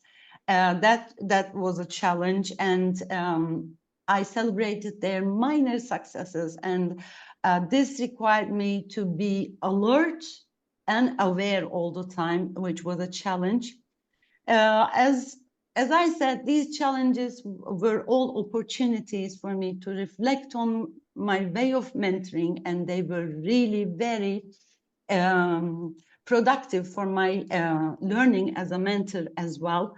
Active listening helped us a lot, empathizing with my teacher mentees, because they were teachers at the end of the day. And we kind of created a community of practice, actually community of inquiry. We inquired the things together, and after all these, as a teacher research mentor, poster presentations are in my culture. I invited them. Of course, we had our own presentations at the end of the term, but I invited them to our March conference. 5 of my students presented at the teacher research conference in March. And yes, that's it. Could you move on, Richard? Thank you. If you have more questions about this course and how I integrated my tutoring role into my mentoring role, or vice versa, you can ask me questions in the breakout rooms. Thank you so much. Well, thank you, Satan. So that brings us, you've created that community. So we've got so many interesting people to interact with now. We're going to do exactly the same as before.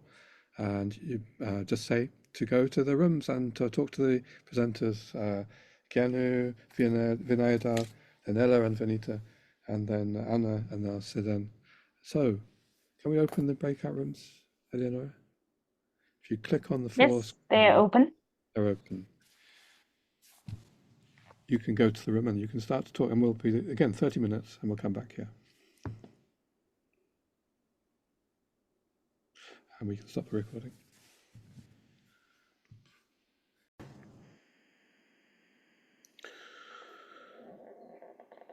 Okay, so welcome back, everyone.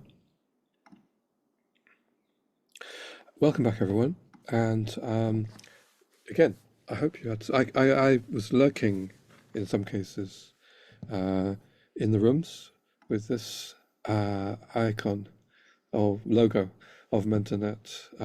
So I heard Gyanu saying, "Richard's going to ask me what questions you've asked. What shall I say? So that was me. I was listening.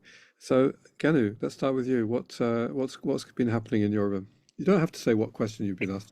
Just give us a theme, an Yeah, interesting theme. Chang was just sharing all the questions first time, and then I I was scared that I couldn't remember all the don't worry. questions. You don't have to. Just a theme, just some topic of interesting topic. One of them. I have got many interesting questions from all the participants, most of the participants like Ravid, Sydney, Manjusa, RC sir. They have asked very good questions to me, and then I found myself being reflective, sharing my experience with them. One question that is very interesting is very much interesting. Then all the questions were interesting, but also I want to share one question. Manjusha, I think, she was asking me that you are a full-time teacher here and you have your family work as well, from kitchen and taking care of the children, and you are working in the project as well. And why do you like to do mentoring? Good Why question. you should be mentor? Yeah. That question she has asked, and it was very nice for me to reflect myself that why I started mentoring. Just I told her that I started mentoring since 2009 and mentoring teacher research since 2018. From that time, I'm continuing, even if I'm very busy and making myself flexible. Started working early morning or late night. I keep on doing. I work even if in weekends.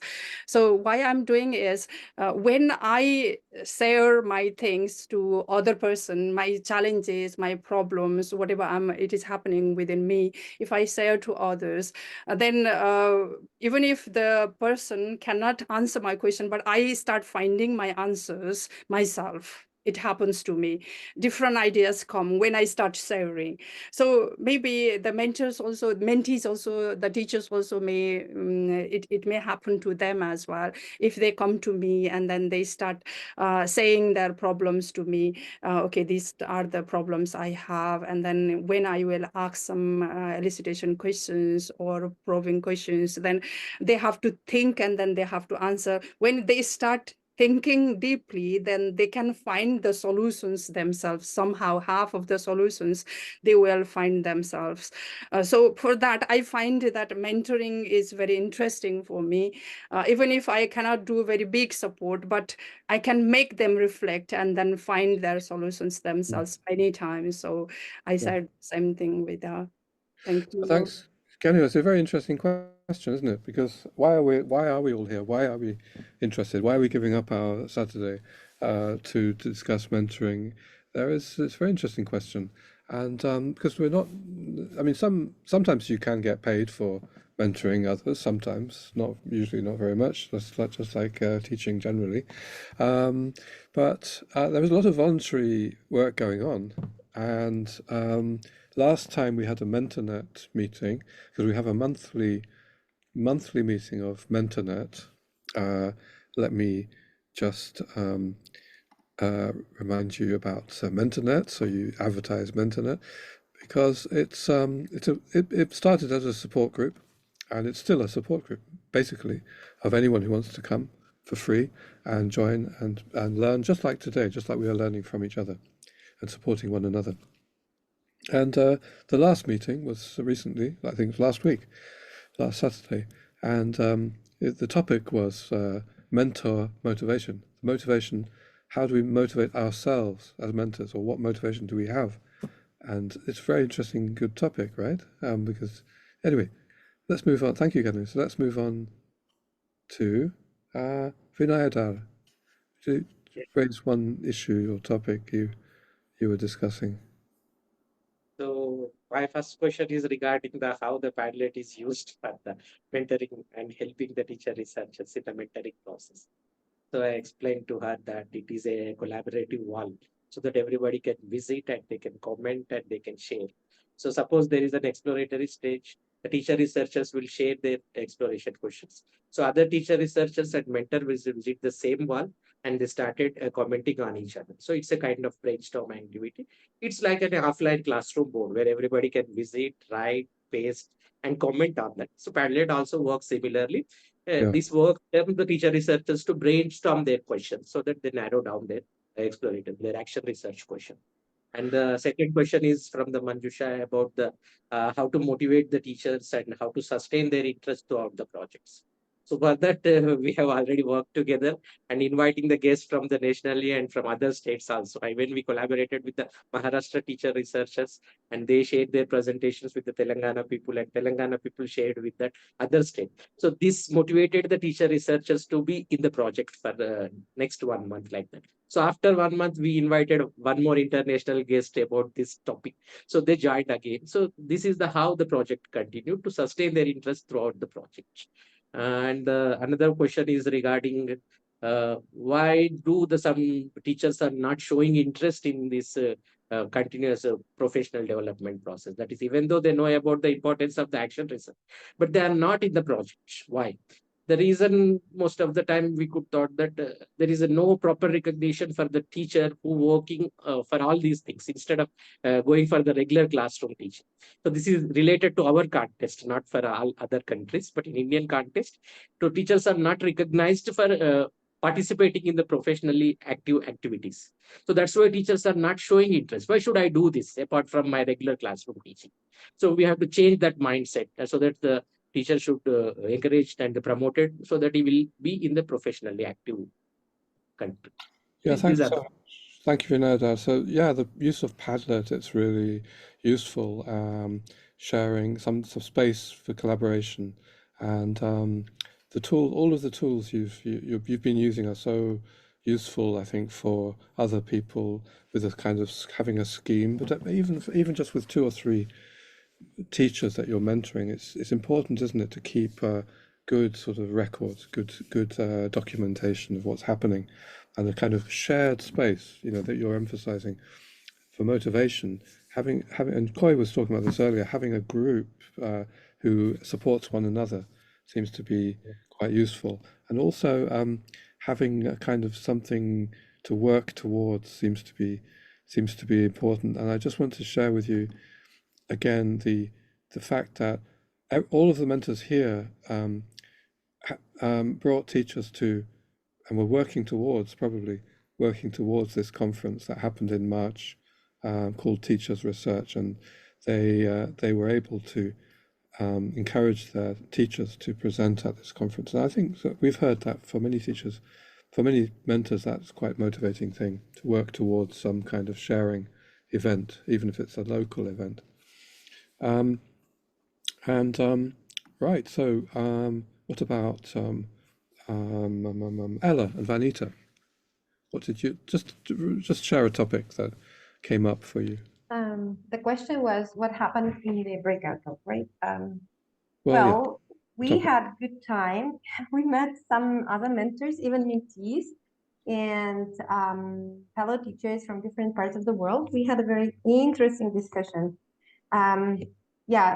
Pitu asked us a question, why was the reason? I think the question was about actually how we spot the topic. Yeah, because the topic was around reflection and that it doesn't come easy, like some words.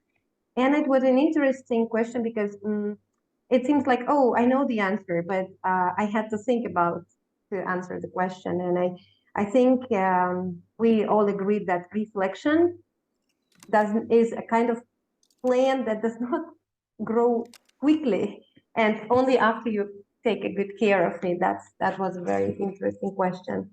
And other participants asked about the most challenging task, or Lilia from Mexico even shared with us one of her solutions about inquiry practices that helped her students in pre-service teachers to reflect on their lessons. Yes, Vanita, yeah, I think you would like also to contribute your idea. Yeah, so I think she did mention, strategy of, having to share reflective journals, with the teachers.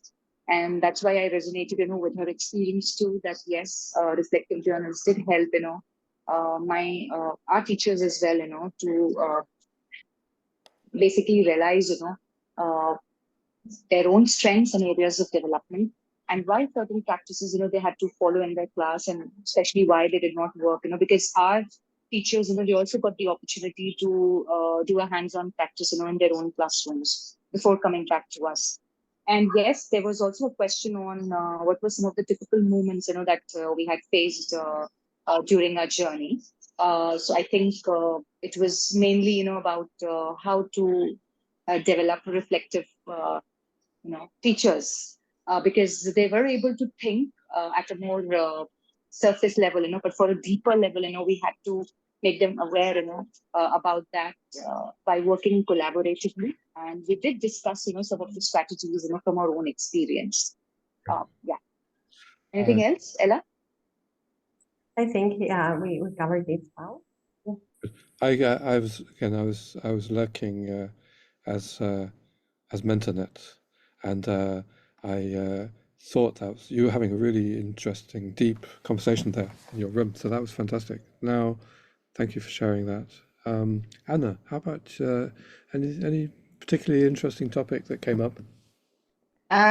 Well, I think probably the most interesting question, well, not the most interesting, but Mariana asked me what my one takeaway would be from my experience. And I think it is that mentoring is an extremely powerful tool. And I think we're all doing, we may not realize the full impact of what we're doing as mentors, but my experience was that it was extremely empowering and motivating.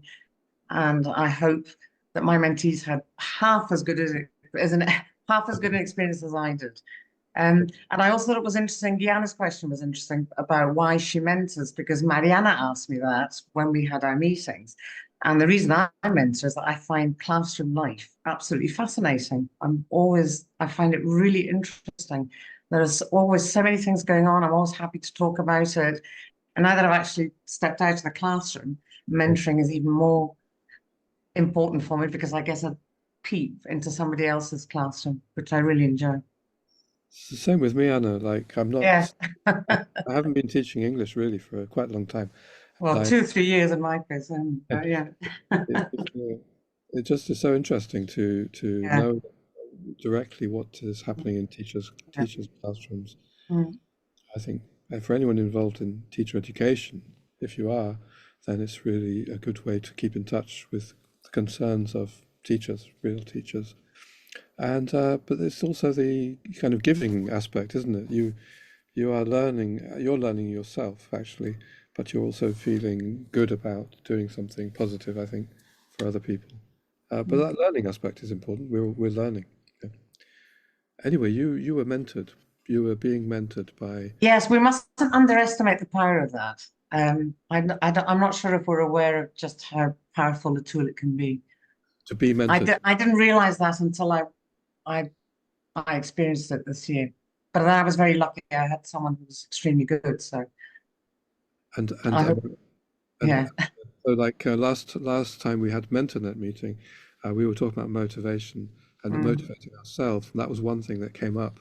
Actually, was meeting together and talking about mentoring is very motivating. The community, the collaboration. Just advertising MentorNet for everybody who feels that you might want to mentor or are mentoring and you need support. But also the idea of being mentored is really. It makes us realize how useful mentoring is, doesn't it? It's very useful for us as well. And finally, Seten. I'll start with a comment, Richard. I think being mentored is lucky. Like it's a learning opportunity.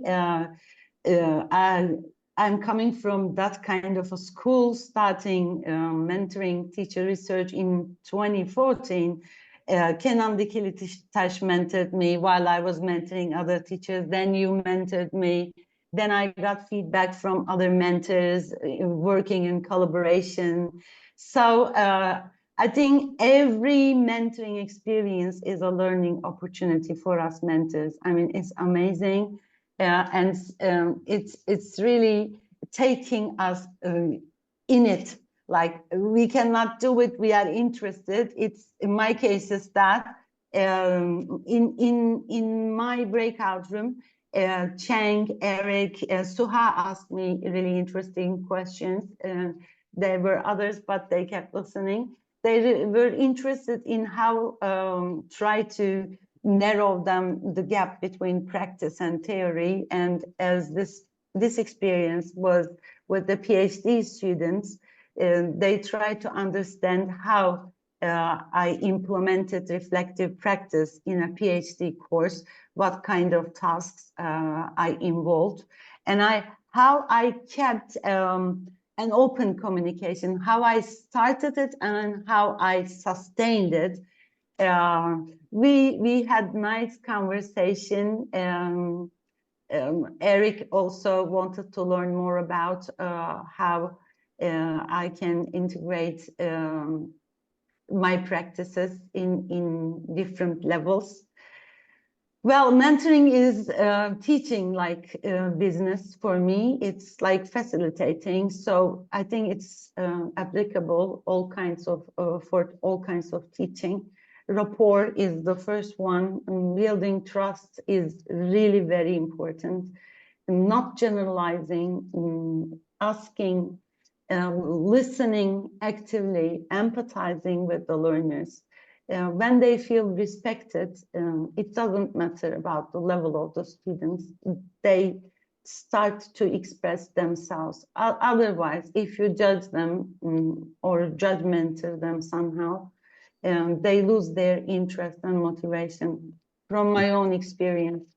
And those were the things we mainly discussed in our breakout room. Thank you. All right, thank you very much. So then now that sort of brings us towards the end. And but before we do, I'd just like to invite any participants who are new to, who are not part of MentorNet, but who have been interested to come. If you'd like to share any brief reflections, just put up your hand if you would like to about the event.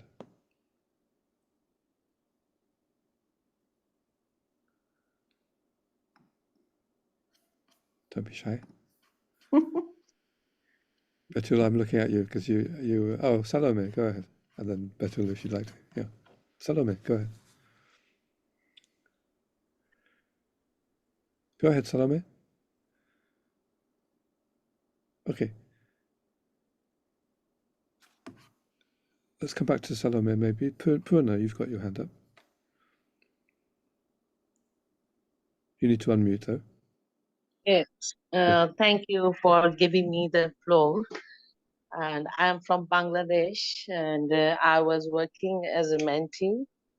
And actually, I'm really impressed on today's session. And now I feel interested that I would like to be a mentor too, if I got the chance. And at the same time, I have learned many things. How should we mentor, or how can we do well for each other? Thank you. Thank you very much. Good to hear that.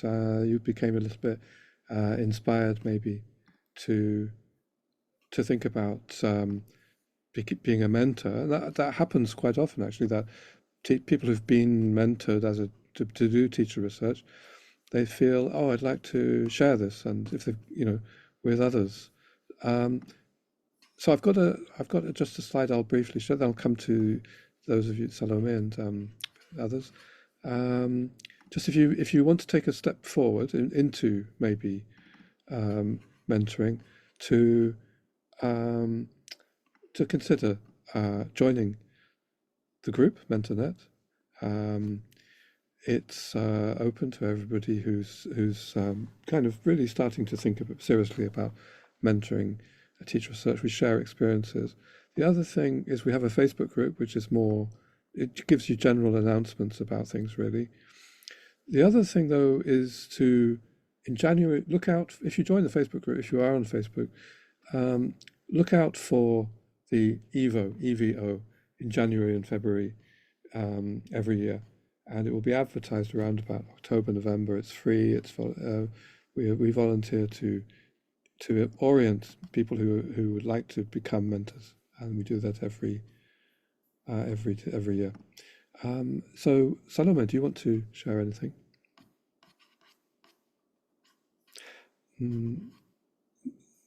Patul, would you like to? Thank you so much. To me, mentors are like, I mean, I would love to use a metaphor to voice my ideas. I think mentors are like activists to me because they think and act. So thinking and acting at the same time, I mean, if your thinking and acting are actualized at the time of speaking, it is valuable. It's also regarded as praxis. So I find the mentors and mentoring valuable. I mean, and I would love to part of this group one day. They were all, you know, perfect activists as well. So we need those activists to encourage the teachers to take active actions, transformative actions, progressive actions in this globalized world so that this learning and teaching can be improved. That's what I think. Thank you so much. Thank you. Very positive message there. Yeah, Niloufar. Finally, would you like to share something? Niloufar, you've got your hand up. Go ahead. Hello, can you hear me? Yes, we can. Hello. Yes, we can. Oh, Okay. okay, thank you. I have two questions. I would be happy if you could guide me. First question, what are some strategies for mentors to advocate for the value of teacher research within educational institution? And the other one, what role does ongoing feedback and reflection play in the mentoring process? And how can mentors encourage this? Oh, good. Big questions to end with. Maybe they're too big to end. Maybe you can continue to dialogue with us through MentorNet, and we can share questions and answers in our discussion board, actually. But I'll just take the first one, really. How can we persuade institutions to value teacher research and maybe even to give a little bit more time to teachers to engage in this? I say don't wait for the institution to provide you with extra time because they may not understand why, or etc. etc. Do it, start it if you can. Start it in your own practice, in relation to your own practice. Share it with others in your institution through a post. Arrange just to talk to share your own teacher research with others and engage teachers, and eventually, the authorities will take notice, and they may then, view it as something positive. That's my personal view, but we could have a really big discussion about that, but we haven't got time. So thanks very much for your interest and for your questions. Thank you very much. Thank you. Okay, so it's 5 o'clock, and it's time, unfortunately, to end this very interesting event. Well, I found it very interesting. I think you have too. I hope you have. Yeah, I think we are, as I said, a lot has been happening over the last 3-4 years. I think we've developed a really strong international community of mentors of teacher research, and people will take notice. Different institutions, they will take notice. I just end by saying I've shared the links to MentorNet a lot, and it is open to everybody, really. It's for free, and etc. It's open to you. I hope you understand we're friendly. It's a friendly association, and welcoming to novices. Special congratulations to our presenters in the first half today for. You've only mentored for maybe a year, and you're sharing with great confidence what you've been learning, and that was well done. That was fantastic.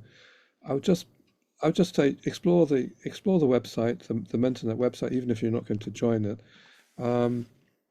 there are lots of resources there for mentors, for teacher researchers as well. You know, there have been a couple of events just like this one already, where we have already put up the recordings of those events. It's just one of the pages which is called events, I think. And so if you actually click on, for example, that was the first one we had after our teachers research event conference of mentors sharing experience. If you want to have more of this kind of thing, you know, you can go and look at the recordings, because you click on there and you'll find all the recordings and the slides. So we're going to do the same thing with this event. We're going to get the recordings and make them into something we can share more widely, because we are developing our knowledge of how to mentor. We're developing through experience and through sharing our experience. I just finally, I think, highlight that we have the festival going on. This has been an event in this festival, and the next one will be very interesting about Uzbekistan, a particular association. I just say thank you also to Eleonora just now, because she's been organizing everything, but she also has been organizing with Ella this association, which is completely devoted to teacher research. I think it's in some ways quite unique in the world, and they're going to be talking about that, how they've organized it.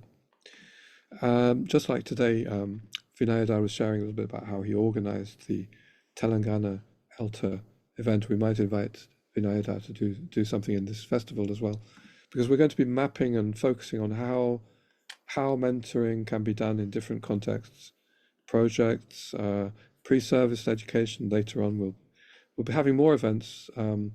That's the one. Several of our presenters today were from this project, which has changed its name now to EAR Thailand, Exploratory Action Research Thailand. And we're going to have more in August and the rest of the year. So just keep watching that. So let's all say goodbye. Let's wave to each other, switch on your cameras, and we can maybe take a photograph. And hope you've enjoyed it. Bye-bye, everyone. Bye. Bye. Bye-bye. Bye-bye, everyone. Bye. Bye. Thank you. Bye-bye. Bye. Thank you. Bye. Please don't.